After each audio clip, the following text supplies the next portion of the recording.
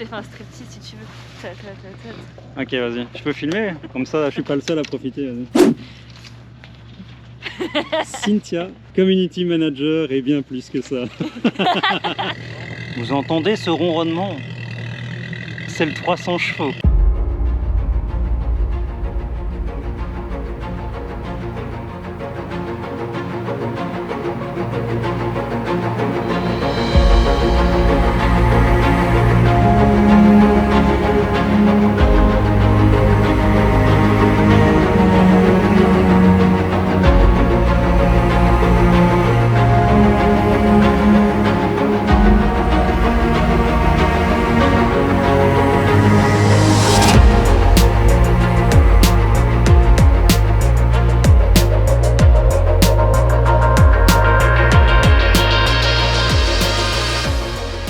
Bonjour à tous et bienvenue dans cette nouvelle vidéo. Alors aujourd'hui c'est une vidéo incroyable, j'ai la chance et je suis vraiment tout fou en fait parce que je vais avoir la chance de pouvoir grimper sur un bass boat, mais pas n'importe lequel, le plus tendance du moment, le plus cher, le plus grand, le plus équipé. Alors je vais retrouver maintenant l'équipe de Paris Predator Fishing ainsi que leur nouveau bateau destiné à des guidages haut de gamme. J'attends, ils vont venir me chercher. Waouh, ça va être une journée juste dingue. Je suis en France, je suis dans le nord de la France. Il fait super beau, la météo elle est belle. Il y a des falaises là en arrière-plan. Et ici à côté de moi, c'est la Seine. Alors la Seine est en crue. Et je vois en arrière-plan que j'ai à peine fait mon intro. Regardez, il est là, le bass boat incroyable.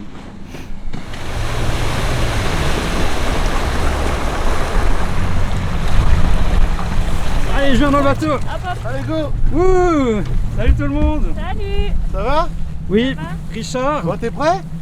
de Paris Predator Fishing dans son nouveau bateau, Cynthia. Ouais, mais t'as un beau bonnet. T'as vu ça? Stylé. La classe. La classe. Et quand vous êtes arrivé, il y a une brème, elle a sauté derrière. Ah ouais? Ouais, ouais. Juste là dans la bordure, il y avait une brème. Assieds-toi. Oui, Tu veux survivre? je m'assieds. C'est tempête aujourd'hui. Nous voilà sur le bateau. Ce bass boat est un Nitro Z21. Alors 21 ne veut pas dire 2021. Non, non, non, pas du tout. Il veut dire 21 pieds. Je me trompe pas, hein, Richard, c'est ça, 21 pieds. Hein. 21 pieds. 21 pieds, c'est la longueur de l'envergure du bateau. C'est ce qui se fait de plus grand en bass boat. Il y a eu beaucoup de pluie ces derniers temps et donc la Seine est en crue et elle n'est pas dans la bonne phase de crue, c'est-à-dire que pendant les crues il y a des bons moments et des moins bons moments et là on est dans un mauvais moment, mais la date c'est aujourd'hui, on n'a pas le choix, c'est booké, on va ne viser aujourd'hui que le cendre parce que les brochets ils ne sont pas joueurs quand c'est les crues, les cendres ils peuvent l'être, aujourd'hui espérons qu'ils soient un petit peu joueurs et qu'on puisse en leurrer quelques-uns. Là maintenant on va essayer de dépuceler ce bateau et d'attraper et de mettre à bord son premier poisson. C'est parti!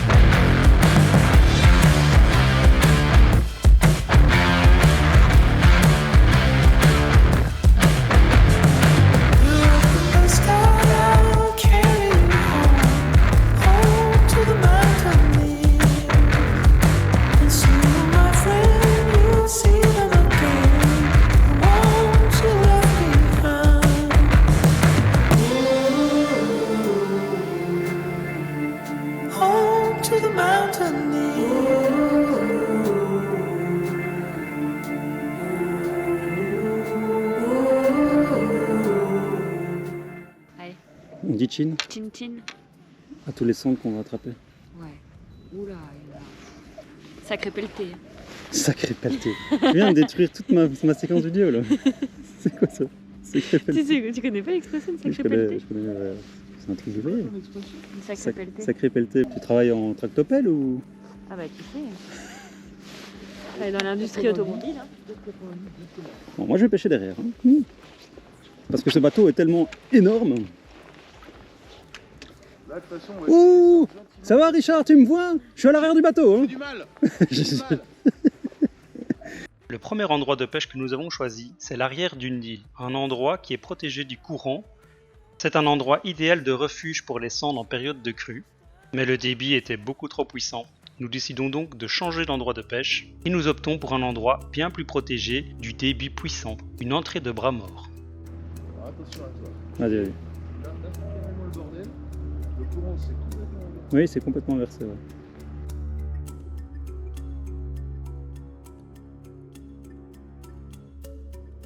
Poisson.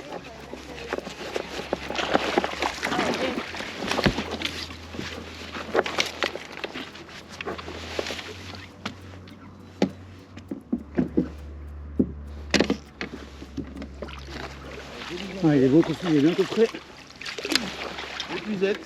L'épuisette. Je te l'avais dit. Franchement, L'épuisette. Ça, c'est l'épuisette porte-bonheur, Richard. C'est l'épuisette porte-bonheur. Tu dois en avoir une dans ton bateau. Même si tu l'utilises pas, tu devrais en avoir une. Premier cendre de Seine. Ah, il fait plaisir. Ton bateau est dévergondé, Richard. Alors, je sais pas si on dit dévergondé. Baptisé, peut-être. Il est dépucelé, le bateau. Dépucelé, on peut dire. Dépucelé. Ouais, dépucelé. Bon, faut appeler un chat un chat. On va remettre ça dans l'eau. À la pêche, on fait un check quand on trouve un poisson. Félicitations. Merci. Yes. Nous sommes rentrés ici dans cette petite entrée en fait. Donc c'est un bras de Seine, vous voyez. Et ici il y a la Seine principale qui est là derrière moi, qui est en crue totale. C'est-à-dire qu'il y a un énorme débit pour le moment. Et donc en fait on est rentré dans ce petit bras. On a pêché les bordures de ce petit bras. Le but c'était de trouver justement un point de repère où il y a moins de courant, où les poissons, que ce soit les poissons blancs ou les carnassiers, c'est une zone de repos pour une zone de confort. Surtout en période de crue, les poissons se concentrent dans ces endroits-ci. Et on vient d'arriver, hein. On a pêché, on a fait une dérive, donc on a longé les bords, c'est ce qu'on appelle une dérive. On a longé les bords en avançant doucement et on est tombé sur le premier sande. Espérons qu'il y en a d'autres, je pense que oui. On est sur la bonne voie pour faire une belle pêche.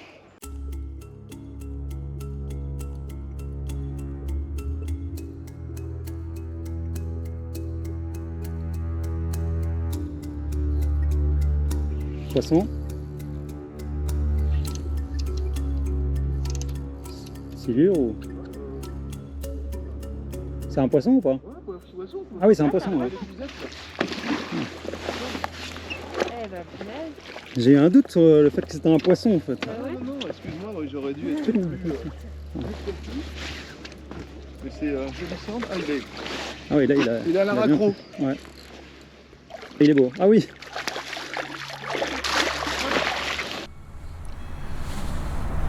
Alors lui, il a bien mangé, hein. Oh, il a une bonne cantine. Il a une bonne cantine. C'est sûr. Wow. Un beau poisson de 65. Ah, il y a des beaux poissons par ici. Hein. Il y a vraiment du beau poisson par ici. Ouf. C'est sympa, ça fait plaisir. J'ai pas compris tout de suite que t'étais attelé à un poisson. Je m'ai dit, juste avant, t'avais pris une ligne de pêche. Ouais. Et ça, la courbure de laquelle était un peu similaire. Wow. Bah, écoute, ça fait plus plaisir qu'une ligne de pêche. Hein. Oui. Au moins, on a Quand même, ramassé oui. le nylon, on l'a sorti de l'eau, c'est déjà un côté positif pour la première touche, quoi. Ouais. Allez, on est sur la bonne voie là.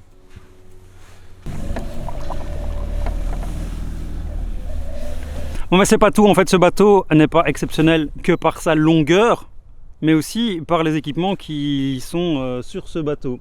Alors, ce bateau, il est destiné à faire des guidages, hein, parce que Paris Predator Fishing, il propose des services de guidage, et donc ils sont équipés de ce bateau pour guider dans les meilleures conditions possibles aujourd'hui des pêcheurs. Alors forcément, ce sont des services qui se payent, hein, comme tous les services de guidage, et vous pouvez retrouver toutes les informations sur Paris Predator Fishing. Je mettrai les liens dans la description. Alors nous avons ici sur l'arrière du bateau un moteur gigantesque de 300 chevaux. Alors pour vous donner une idée, un bassboat classique est équipé avec un moteur qui varie entre 9 chevaux et 50 chevaux, c'est ce qu'on trouve généralement sur les basse-boats. 9 chevaux pour éviter certaines taxes ou le fait d'avoir un permis.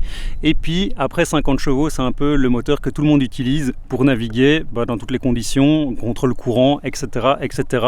Ici, on est à 300 chevaux. On est juste 6 fois plus que le moteur classique. C'est un moteur thermique qui permet uniquement de faire, il sert à faire les déplacements sur de longues distances et ici il atteint une vitesse de 120 km/h sur l'eau, c'est juste énorme 120 km/h sur l'eau. Donc c'est un bateau qui peut être aussi utilisé pour faire de la compétition car vous le savez peut-être pas, mais en compétition il est important qu'on doit parcourir des longues distances, de le faire dans les temps les plus courts possibles. En dehors de ce moteur thermique, il y a un moteur électrique qui est géré par tout un système de batterie au lithium. Alors Richard qui a déjà testé le bateau, mais finalement dans des conditions extrêmes, il utilise environ 30% de batterie sur une journée d'utilisation. Ça veut dire qu'avec cette batterie, il est capable de... J'étais bien accroché. Avec cette batterie, il est capable de tenir 3 jours de pêche consécutifs. Donc c'est vraiment une batterie qui pèse pas très lourd, qui prend pas beaucoup de place. Et c'est ça les gros avantages du lithium. C'est les meilleurs styles de batterie qu'on retrouve aujourd'hui sur le marché de la pêche. Alors avoir le plus gros basse-boat d'Europe n'empêche pas d'envoyer dans les arbres, hein Richard? Ah oui. Ouais. Je pêche pas de poissons, mais je pêche des arbres. Alors ces batteries au lithium, elles servent à faire fonctionner le moteur électrique. C'est un moteur qui est positionné à l'avant du basse-boat et qui va permettre de gérer à petite vitesse toutes les séquences de pêche en fait. Avant, arrière, gauche, droite. Programmer aussi des séquences par rapport à un écran, lui dire au bateau tu vas aller de tel point GPS à tel point GPS, de telle vitesse avec telle vitesse, etc. C'est vraiment quelque chose de complètement électronique. On se retrouve ici à l'avant du bateau avec le moteur électrique de chez Minn Kota, c'est l'Ultera et sa spécificité c'est qu'il se met à l'eau tout seul.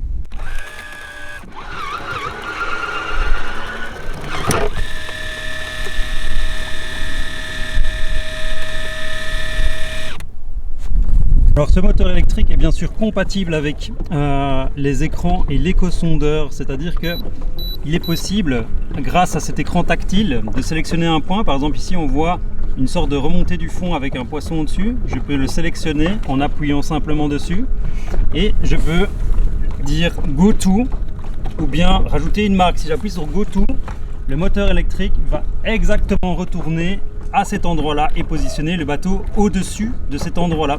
Alors on a d'autres vues, par exemple ici au-dessus, on vient de passer en dessous du pont, on voit toutes les pilastres du pont. Alors il faut imaginer que là c'est notre bateau et on voit tout ce qui est à gauche et de l'autre côté tout ce qui est à droite du bateau. Alors nous avons le fleuron de la gamme Humminbird des éco-sondeurs. Ce sont les Apex et ici nous avons l'Apex 13 et alors à l'avant il y en a encore un deuxième.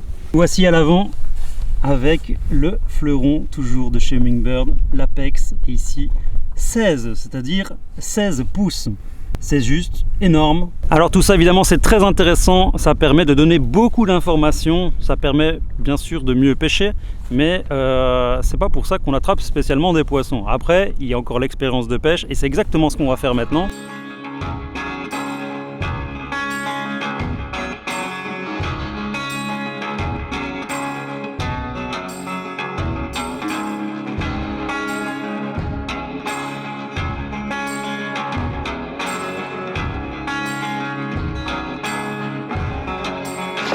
Poisson.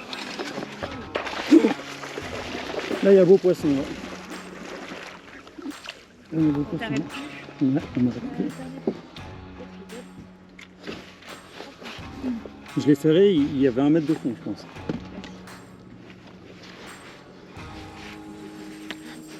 Donc,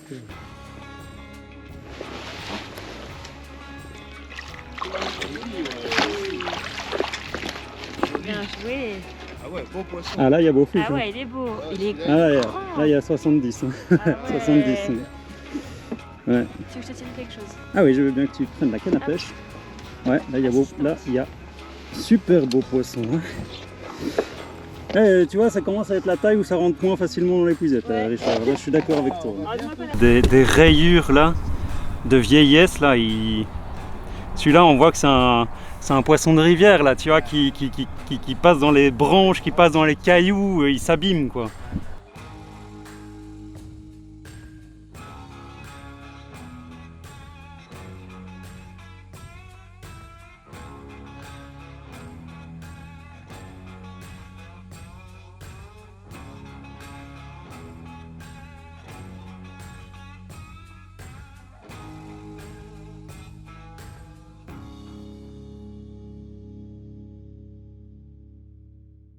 Bon, vous avez pu voir que pendant que j'ai capturé ce poisson, j'ai été assisté.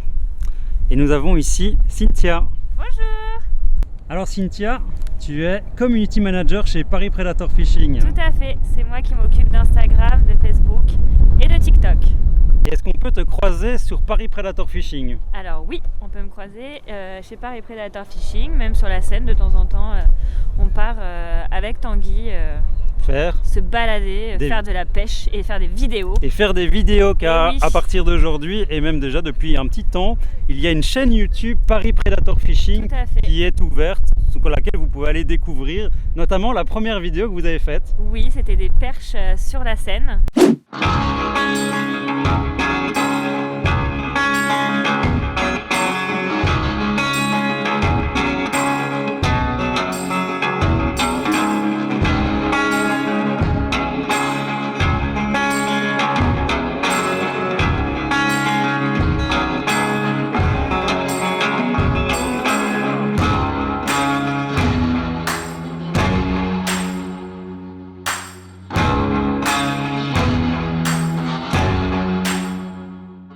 T'es prêt au saut de biche?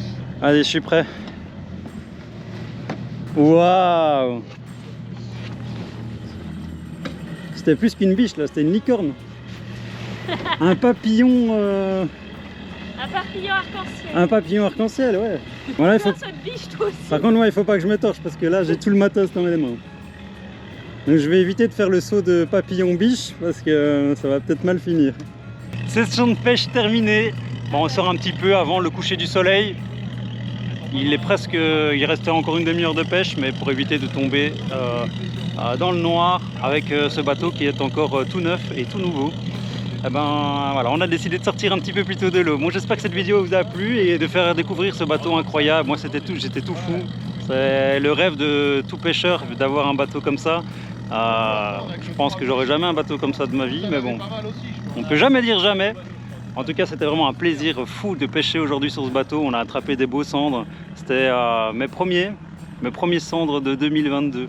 Donc voilà, c'était super chouette. Si vous avez kiffé la vidéo, n'hésitez pas à mettre un like bien sûr, de vous abonner pour découvrir les futures vidéos qui seront là sur la chaîne YouTube Fishtik ici en 2022. Il y aura une vidéo par semaine à partir de ce début de janvier 2022. Et je vous dis tout simplement à la prochaine pour une nouvelle vidéo. Salut tout le monde!